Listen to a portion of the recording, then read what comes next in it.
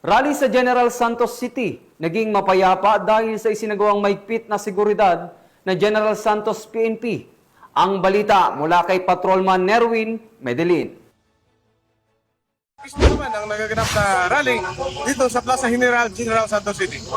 Iyan ang naging pahayag ni Police Colonel Nicomedes P. Oliver Jr., ang City Director ng General Santos City Police Office, matapos ang rally ngayong Setyembre 21 sa Plaza General Santos City.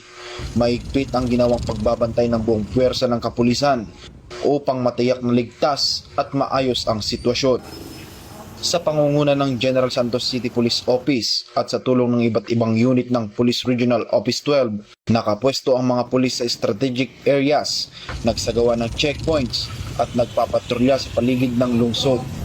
Bunsod dito, walang naitalang seryosong insidente at nananatiling mapayapa ang buong kaganapan.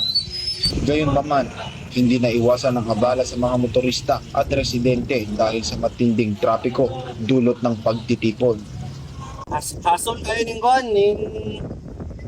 dali nila, makakusog traffic. Nalangay na inunta sa atong mga kuhan, sa atong mga transaksyon. Nagpagulay mga inani.